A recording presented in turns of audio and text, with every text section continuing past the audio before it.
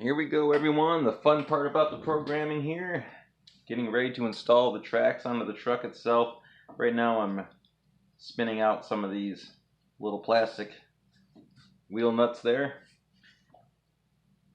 I already have the one front tire loosened up. This is probably going to be the easiest part about the whole deal, everyone, is getting these tracks attached and hooked up. The next part is going to be one of the funner parts, everyone, and that is going to be if we have to trim any excess plastic off to allow for these tracks to swing freely here without snagging on anything. So we've got this one positioned in place. Going to use our existing wheel nut here and get that back on. Here we go. Making sure to snug this one down pretty good.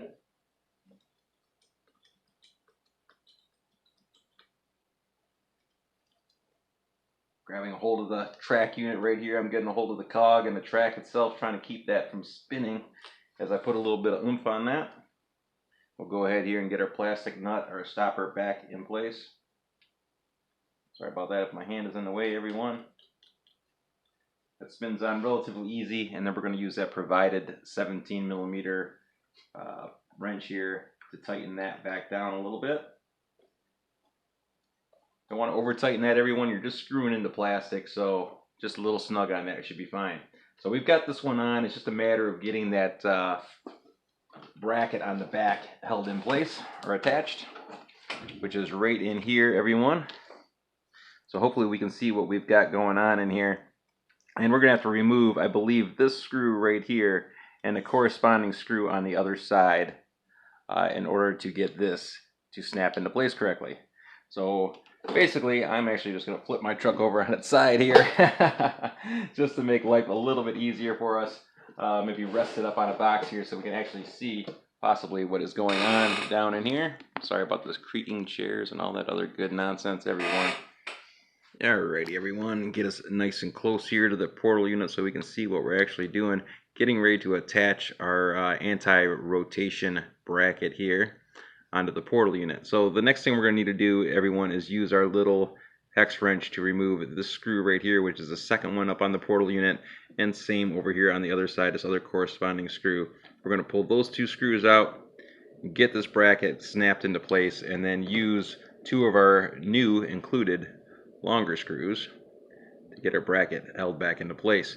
So I'm going to go ahead here and pull these two screws out. We'll get this thing snapped into place and reattached.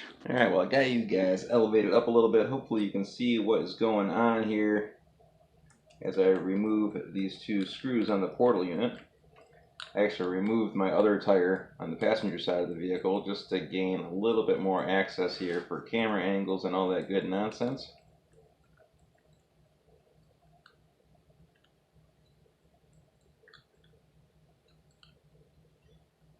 There we go. We have one of our 10mm screws pulled out.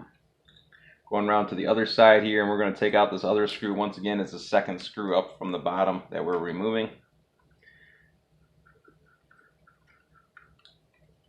Trying to get an angle here so you all can see what is going on here at the same time.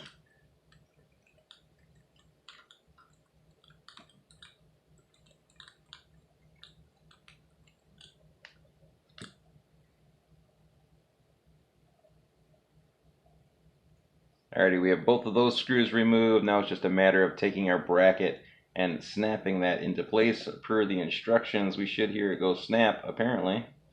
If we have it right, there we go, and it's snapped into place. We've got it all snapped in there, and it's just a matter of taking our two new longer 12mm screws and reinstalling them to get everything held back down. And once again, everybody, when we're reinstalling these, just snug them back down. Don't over tighten them. I mean, you want them tight, just don't strip them out. Give them a little snug, and then you should be good with that.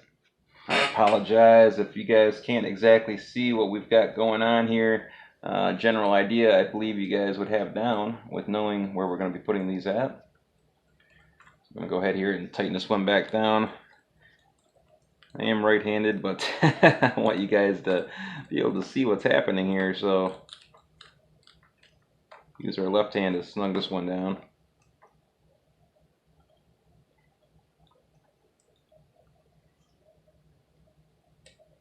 onto the other side.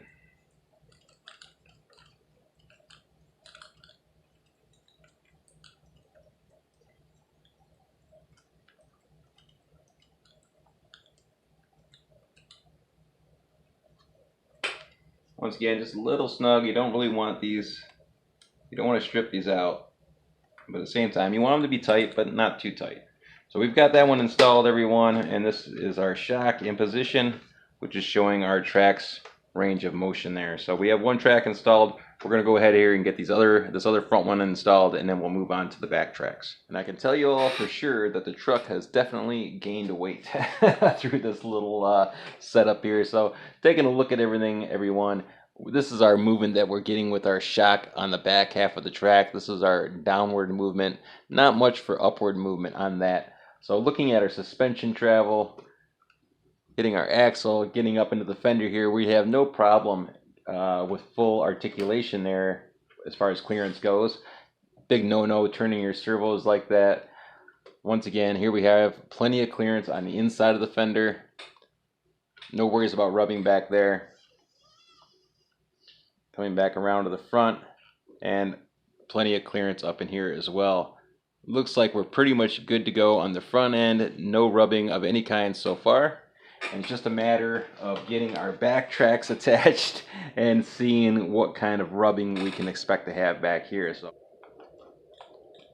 go ahead here and spin off this other tire.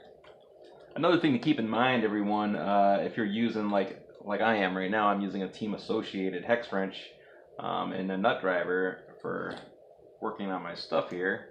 This is a 7mm nut driver here on a team associated wrench, and our 2mm hex wrench here.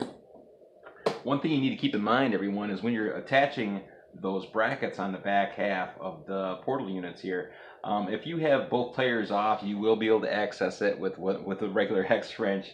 But once you get that other track on the other side, your work area is significantly shrunk, and you're going to need a normal hex wrench or an Allen wrench so you can attach those screws. So just keep that in mind, everyone. You will need a regular 2mm hex wrench just so you can access these screws once you have that other track unit in place.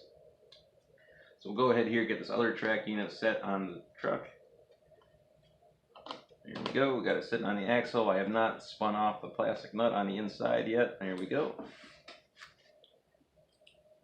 Nice thing about the hex wrenches, you can just drop that nut right in there. I'm sure there's a joke in there somewhere. And then we're going to get this snug down. Once again, wanting to turn the cog, so I'm going to hold onto the cog with my hands and give that a little oomph just to make sure that that's snug down all the way. I'll go ahead here and get a plastic plug put back into place.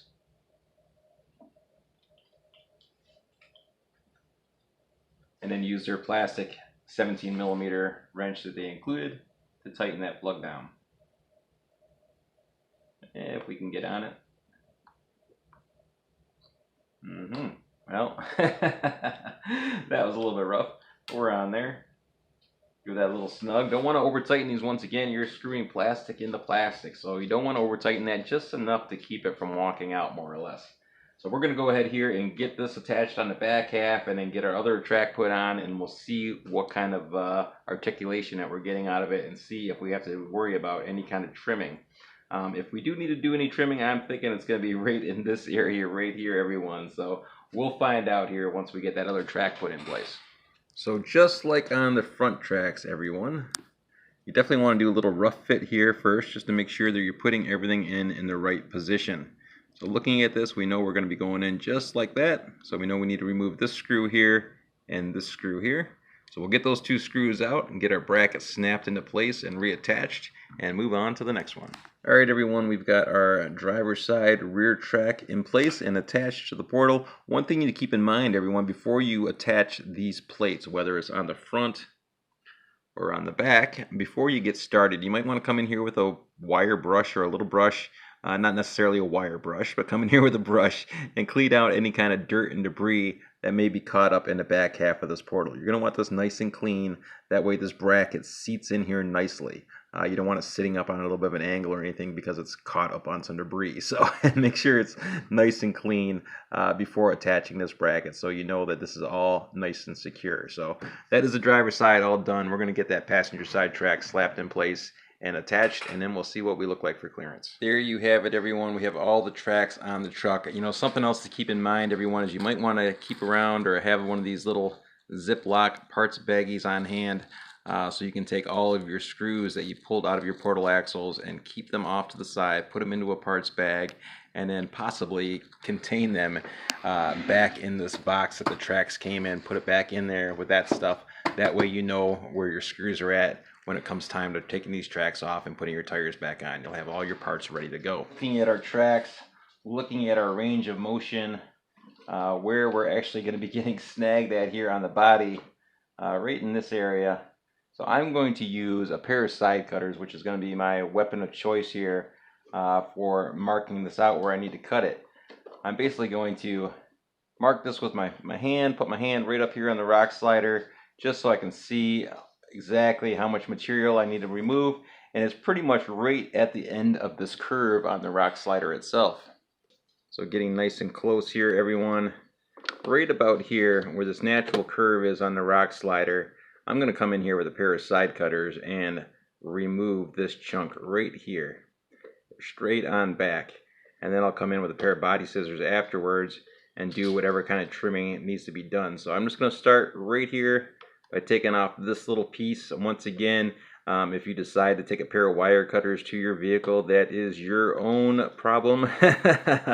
This is my vehicle and I am responsible for my vehicle. Once again, everyone, you are responsible for your own RC cars, your own vehicles. So if you decide to take a pair of side cutters to your body and do some trimming and you don't like the outcome, well, that is your fault. So here we go, everyone. I'm going to grab a pair of side cutters here, notch this out slightly, and start making some room for these tracks. This portion is not exactly for the faint of heart. If you're afraid to do any trimming on your truck, you're definitely not going to like this portion of the program. So before us here, we have a bunch of plastic laying down here, and I've got to say, this Traxxas plastic is very durable, very strong. Took a lot to cut that stuff off. So I started off with this cheap pair of side cutters right here, everyone. That necessarily wasn't doing it. So I amped it up here to a pair of old bullnose side cutters, and then another pair of side cutters over here, a little bit heavier, a little bit stronger, and then even amped it up to this pair of tin snips or shears. And got some of the work done with that. So between all the tools here, everyone, I was able to trim those rock sliders back, and I trimmed them back quite a ways. I mean, quite a ways. I'll actually take the body off here so we can take a look at what it looks like underneath. Also trim some plastic right here along the bottom of the body so we can get some extra clearance. So much plastic, actually, that you can start to see inside the chassis. So I don't want to take any more out of there. And right now, I've got it trimmed up to the point where we're not rubbing. The only spot that it might rub on, everyone, is right here on this inner fender. That is a strong possibility right there. But right now we're clearing the tracks all together. All kinds of room here for clearing the tracks past the rock slider. And once again, hindsight's 2020, everyone. I would probably recommend just removing these rock sliders altogether, putting them off to the side, and reinstalling them when you put your tires back on. So we'll get the body off of here real quick, and then we can take a peek at how much plastic I actually removed from these rock sliders. And there we go, everyone. I have the body off the truck, so we can take a look at that rock slider. You can see here how far this front one extends past that mount. So essentially, everyone, I removed quite a bit of plastic off of that, whereas this one was extending out past the mount quite a bit as well. So I came in here, basically cut it level with the top half of this rock slider there, right where that body slit is there for the body to slide into.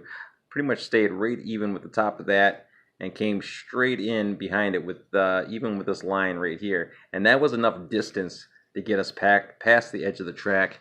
Then it was just a matter of cutting a slight taper on the edge of it here so it would blend back in with the other half of the rock slider on this end. So that's quite a bit of plastic, everyone, that we had to remove out of there. Once again, hindsight's 2020, probably be better off just removing these rock sliders altogether. And bear in mind, everyone, these rock sliders have been lifted. I did do a body lift on the truck once again from day one. Raised up this back post one notch, raised up this front post one notch. flipped this front bumper bracket upside down, which raised it up as well. And then got another front bumper bracket for the back bumper, which raised it up as well. So bumpers have been raised, rock sliders have been raised prior to doing all of this nonsense. So something to keep in mind there.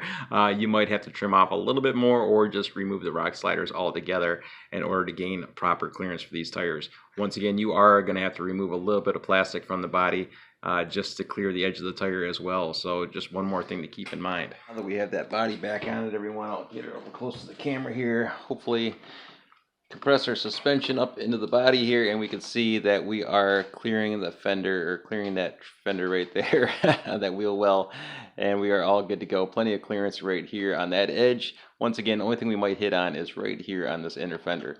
Otherwise, everything else is pretty much good to go.